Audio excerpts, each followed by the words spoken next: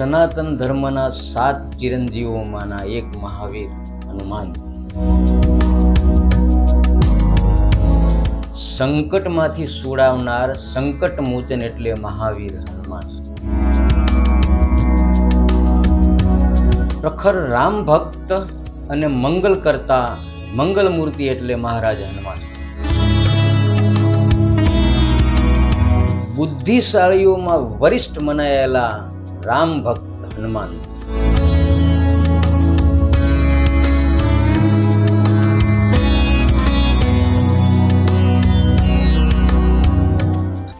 નમસ્કાર મિત્રો, હું સુરેશ પ્રજાપતિ ફરી એકવાર સત્ય દર્શનમાં આપ સૌનું હાર્દિક સ્વાગત કરું છું.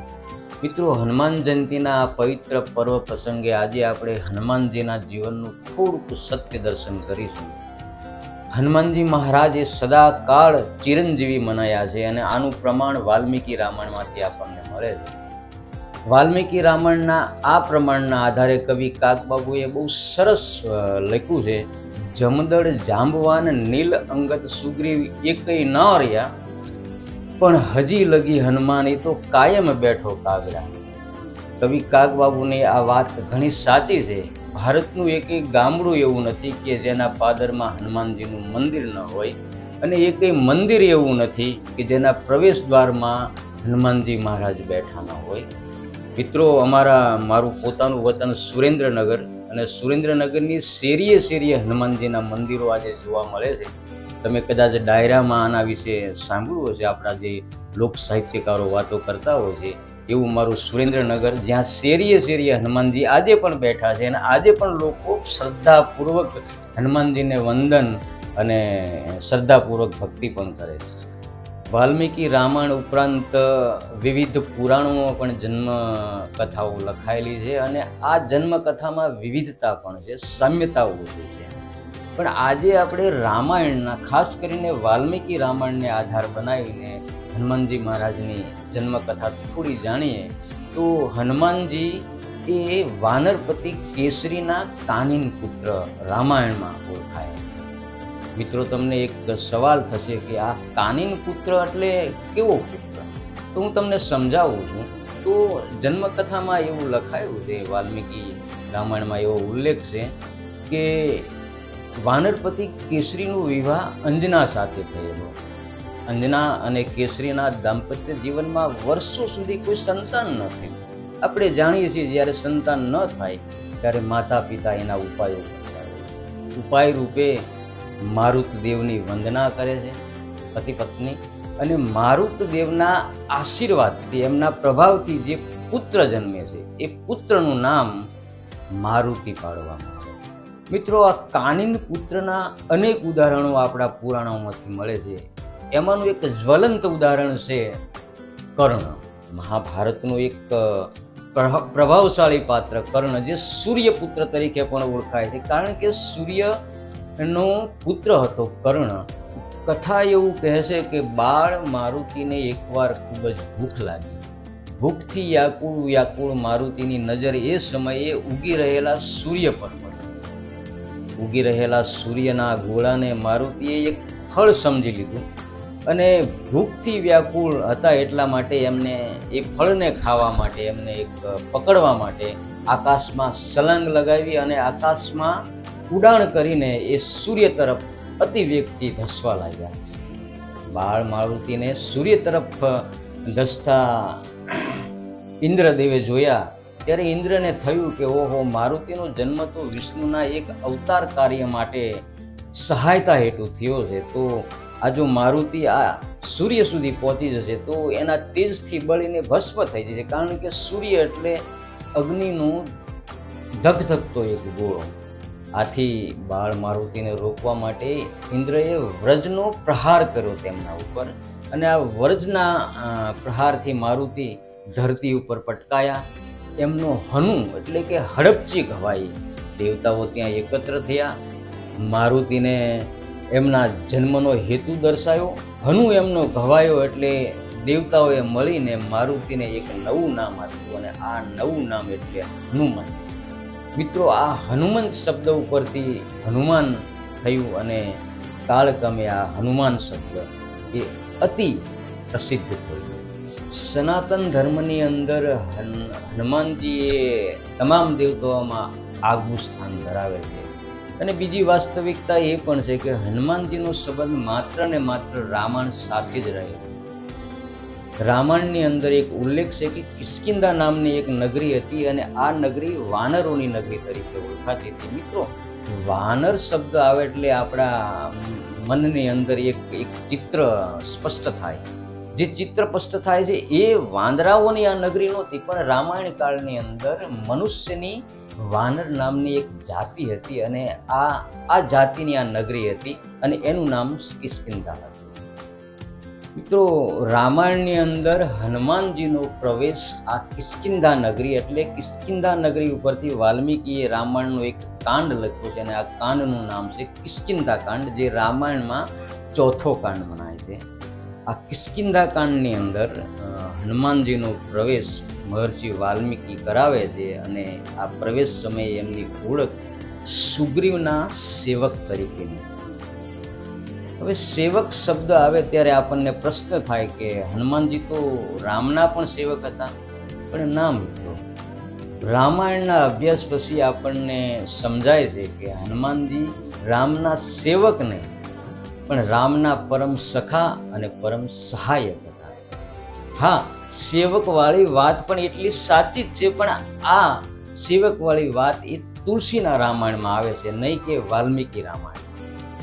વાલ્મીકી રામાયણની અંદર મહર્ષિ વાલ્મીકીએ હનુમાનજીને સુગ્રીવના સેવક તરીકે હનુમાનજીને પ્રસ્તુત કર્યા છે અને એ કિષ્કિંધા કાંડની અંદર. મિત્રો, કિષ્કિંધાનો રાજા વાલી હોય છે અને વાલીનો નાનો ભાઈ એટલે આ સુગ્રીવ એકવાર પારિવારિક ઝઘડાને લીધે એ વાલી આ સુગ્રીવને પોતાના રાજ્યમાંથી તડીપાર કરે છે અને તડીપાર થયેલો સુગ્રીવ એ ઋષ્યમુખ નામના પર્વતની ટોચ પર આવીને વસવાટ કરે છે. ત્યારે હનુમાનજી આ દુર્બળ વાળીની સહાયતા હેઠળ એના સહાયક ઓછા પણ એના સેવક બનીને એની સાથે રહે છે અને એનું રક્ષણ કરે છે. રામાયણની એક પ્રસિદ્ધ કથા એટલે સીતાહરણની કથા.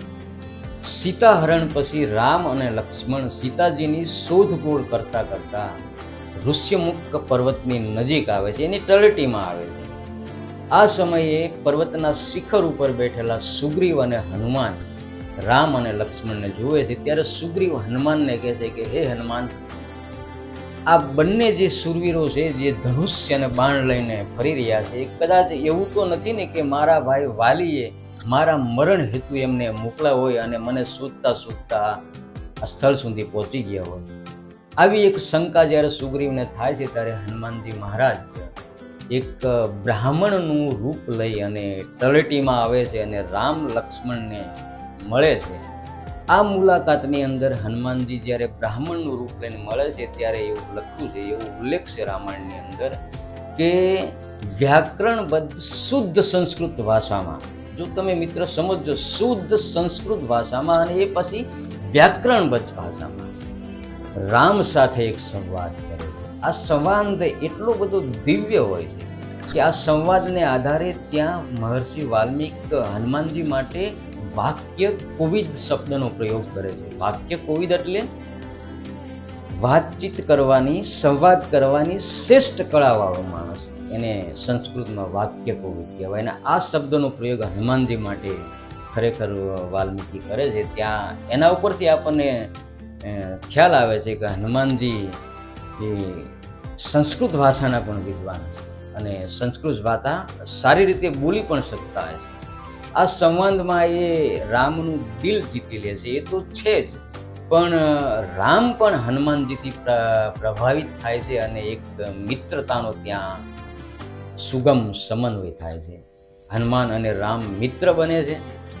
રામનો વિશ્વાસ પણ હનુમાન જીતે છે અને સાથે સાથે સુગ્રીવના રક્ષણ માટેનો એક આત્મવિશ્વાસ પણ સંપાદિત કરે છે. અને પછી રામ અને લક્ષ્મણને લઈ અને હનુમાનજી ઋષ્યમુખ પર્વતની ટોચ પર આવે છે અને સુગ્રીવ સાથે એમની મુલાકાત કરાવે છે, એમનો હેતુ દર્શાવે છે અને રામ અને લક્ષ્મણ ત્યાં સુગ્રીવ સાથે પણ હાથ મિલાવી અને એક મિત્રતા કાયમ કરે છે. હનુમાન જીવનના તો દરેક પ્રસંગો ખૂબ પ્રસિદ્ધ છે, પણ સાથે સાથે હનુમાન જીવનની થોડી અજાણી વાતો પણ છે. રામ અને રાવણનું જ્યારે યુદ્ધ ચાલતું હોય છે ત્યારે આ યુદ્ધની અંદર હનુમાનજી મહારાજ મુખ્ય ભૂમિકામાં રહેલા છે. યુદ્ધ દરમિયાન જે પ્રસંગો બન્યા છે એ પ્રસંગોમાં હનુમાનજીની વીરતા, એમની શૌર્યતા, એમના પરાક્રમો ઉપસીને આવે છે. બીજી વસ્તુ એ છે કે રામનો જે વિજય થયો છે આ રાવણ સામેના યુદ્ધમાં, એમાં આ યુદ્ધના વિજયમાં રામના તારણહાર તરીકે હનુમાનજી મહારાજ ઉપસીને આવે છે.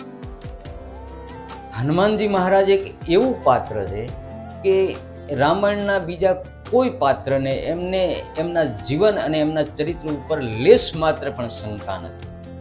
આ અર્થમાં જોઈએ તો હનુમાનજી તમામ પાત્રના પ્રીતિપાત્ર બની શક્યા છે. મિત્રો, પ્રીતિપાત્ર બનવું એ તો આમ તો બહુ અઘરી વાત છે, પણ હનુમાનજીના જીવનમાંથી આપણને આ ગુણ સ્પષ્ટ દેખાઈ આવે છે કે તમામના પ્રીતિપાત્ર બની જાય. અને જ્યારે દરેક પાત્ર રામાયણના દરેક પાત્ર જ્યારે સંકટમાં આવ્યા છે ત્યારે હનુમાનજી એમની પાસે દોડીને ગયા છે, સંકટોમાં એમને સહાયતા કરી છે અને એમના સંકટ નિવારણના જે ઉપાયો હનુમાનજીએ કર્યા છે એ રામાયણના પ્રસંગો પરથી આપણને જાણવા મળે છે. અને એટલા માટે તો હનુમાનજી માટે એક શબ્દ પ્રયોગ થયો છે, સંકટ મોચન. આ અર્થમાં તો એ ખરેખર સંકટ મોચન છે જ. આજે કળયુગમાં પણ આપણા જીવનમાં માટે પણ એ સંકટ મોચન છે, એ વખતે પણ હતા. પણ આ પ્રસંગો ઉપરથી જે શબ્દ આવ્યો છે સંકટ મોચન, એ ખરેખર એમના જીવનને સાર્થક કરે છે. મહર્ષિ વાલ્મીકીજીએ રામાયણની શરૂઆતમાં એક પાઠવિધિનું પ્રકરણ મૂક્યું છે અને આ પાઠવિધિના પ્રકરણની અંદર મહર્ષિ વાલ્મીકીજીએ એવું લખ્યું છે: મનોજવમ મારુત તુલ્ય વેગમ બુદ્ધિ મતામ વરિષ્ઠમ વાતાજમનમ વાનરયુત મુખ્યમ શ્રી રામદૂતમ શરણમ પ્રપદ. આમાં એક શબ્દ આવે છે બુદ્ધિ મતામ વરિષ્ઠમ, એટલે હનુમાનજી મહારાજને મહર્ષિ વાલ્મીકીએ બુદ્ધિશાળીઓમાં પણ વરિષ્ઠ ગણાયા છે અને આ એમના જીવન સાથે સાર્થક થયેલી વાત છે. આપણે રામાયણ વાંચીએ ત્યારે એમના જીવન પ્રસંગોમાંથી એમની બુદ્ધિના આપણને દર્શન થાય છે. કેવી વિચક્ષણ બુદ્ધિ હતી હનુમાનજીમાં, અને એટલા માટે આ વાલ્મીકી રામાયણમાં મહર્ષિ વાલ્મીકીએ બુદ્ધિમ મતામ વરિષ્ઠમ આ શબ્દ પ્રયોગ એમના માટે કરેલો છે. રામના જીવનમાં જ્યારે સંકટો આવ્યા છે ત્યારે હનુમાનજી સંકટ મોચન બનીને એમની સહાયતા હેતુ એમની પડખે ઉભા રહ્યા છે. આ પણ એક સત્ય હકીકત છે. અને મિત્રો, હનુમાન ચરિત્ર એટલા માટે તો ધીરે આકાશ તરફ ગતિ કરતું એક ચરિત્ર મનાય છે અને એ આકાશની ઊંચાઈ સુધી તો પહોંચેલું તો છે જ, બે મત નથી એમાં. પણ હનુમાન જીવનનું બીજું એક મહત્વનું પાસું એ છે કે હનુમાનજીને માન અને અપમાન આ બંનેની કોઈ કલ્પના નહોતી. એમના જીવનમાં માન અને અપમાને કોઈ અસર નથી કરી. આનું તમને એક ઉદાહરણ આપું. જ્યારે દૂત બનીને જાય છે રાવણના દરબારમાં, અને રાવણના દરબારમાં રાવણના સભાસદો અને ઇવન રાવણ દ્વારા પણ હનુમાનજીનું ઘણું બધું અપમાન થયું. એ અપમાનને હનુમાનજી ગળીને પી ગયા. એટલા માટે આપણે કહેવું તો કહી શકીએ કે આમ તો વિદ્વાન પુરુષો આ હનુમાન શબ્દની વ્યાખ્યા કરતા એવું કહેતા હોય છે કે હનંતી નિજમ માનમ ઇતિહિ હનુમાન, એટલે કે હનંતી નિજમ એટલે પોતાનું, જે પોતે પોતાનું માન હણી નાખે, અર્થાત જેને માન અને અપમાનની કોઈ કલ્પના જ નથી, એવું ચરિત્ર એટલે હનુમાન. અને હનુમાનજીના જીવનમાં આ આપણને સ્પષ્ટ દેખાય છે. એમને રામનું અપમાન થતું હોય ત્યારે એ સહન નથી કરી શક્યા, પણ પોતાનું અપમાન એ સહન કરી શક્યા છે અને ગળીને પી ગયા છે. અને આ હનુમાન જીવનના જે ગુણો છે એ ગુણોમાંનો આ એક ગુણ આપણને આપણા જીવનમાં ઉતારવા જેવો છે. અત્યારે વાસ્તવિક જીવન આપણું એવું છે કે આપણું કોઈ અપમાન કરે તો આપણે એકદમ ક્રોધિત થઈ જઈએ, સહન નથી કરી શકતા. પણ જો હનુમાનજીના જીવનમાંથી આ ગુણ આપણે આપણા જીવનમાં ઉતારી અને અપમાનના કડવા ઘૂંટડા જો આપણે પી શકીએ તો આજે આપણે પણ હનુમાન કહેવાઈએ એમાં બે મત. મિત્રો, છેલ્લે એક મહત્વની અને મજાની વાત આપણે કરીએ તો હનુમાનજી મહારાજની કૃપા જો પ્રાપ્ત કરવી હોય તો શું કરવું જોઈએ? તો આપણે રામાયણના અભ્યાસ પરથી એવું કહી શકીએ કે હનુમાનજી એક સિંદુરિયા દેવ તરીકે પણ ઓળખાય છે અને હનુમાનજીને તેલનો અને સિંદૂરનો અભિષેક અતિ પવિત્ર છે. રામાયણમાં આનો ઉલ્લેખ પણ થયેલો છે અને એ શા માટે એમને અતિ પસંદ છે એના પ્રસંગો પણ રામાયણની અંદર દર્શાવવામાં આવ્યા છે. પણ જો આપણે આ કળયુગની અંદર મારે અને તમારે હનુમાનજી મહારાજની કૃપા પ્રાપ્ત કરવી હોય તો આપણે એમને તેલ અને સિંદૂરનો અભિષેક કરી પૂરી શ્રદ્ધાથી, પૂરા ભાવથી એમની વંદના કરીએ, એમની પ્રાર્થના કરીએ અને તેલ સિંદૂરનો જો આપણે એમને અભિષેક કરીએ તો ખરેખર આજે કળયુગમાં પણ હનુમાનજી મહારાજ કે જે સદાકાળ ચિરંજીવી છે અને કળયુગમાં પણ વિદ્યમાન છે તો એમની કૃપા આપણે અવશ્ય પ્રાપ્ત કરી શકશું. પણ આ અભિષેકમાં મનનો શુદ્ધ ભાવ હોવો. મિત્રો, તમે પણ એક પ્રયાસ જરૂર કરજો હનુમાનજી મહારાજને તેલ અને સિંદૂરનો અભિષેક કરવાથી. આજે ગામડે ગામડે હનુમાન મંદિરો છે જ, આપણા ગામમાં પણ હનુમાન મંદિર હશે જ. એમના મંદિરે જઈ શુદ્ધ ભાવથી તેલ અને સિંદૂરનો તમે એક અભિષેક કરવાનો પ્રયત્ન કરજો. તમારી ઉપર અચૂક હનુમાનજી મહારાજની કૃપા ઉતરી આવશે. મને શ્રદ્ધા છે, મને ભરોસો છે. પણ હા મિત્રો, આ અભિષેક દરમિયાન તમારા મનનો ભાવ અણિશુદ્ધ હોવો અને આ શુદ્ધ ભાવથી જો તમે તેલ અને સિંદૂરનો અભિષેક કરશો તો તમારા ઉપર અને તમારા પરિવાર ઉપર અચૂક હનુમાનજીની કૃપા ઉતરી આવશે. એમાં કોઈ શંકાને સ્થાન નથી. મિત્રો, આ હનુમાન જયંતિના પાવન પ્રસંગે આપણે હનુમાનજીની ગાથા અને એમના ગુણગાન કર્યા છે. અહીંયા હું મારી વાતને વિરામ આપું છું. મારો આ વિડીયો જો તમને ગમ્યો હોય તો એને લાઈક કરજો, એને સબસ્ક્રાઈબ કરજો અને શેર પણ કરજો. અને ફરી આવા અવનવા વિડીયો જોવા માટે હું તમારી સામે ફરીવાર ઉપસ્થિત પણ થઈશ. ત્યાં સુધી મને રજા આપશો. જય હનુમાન.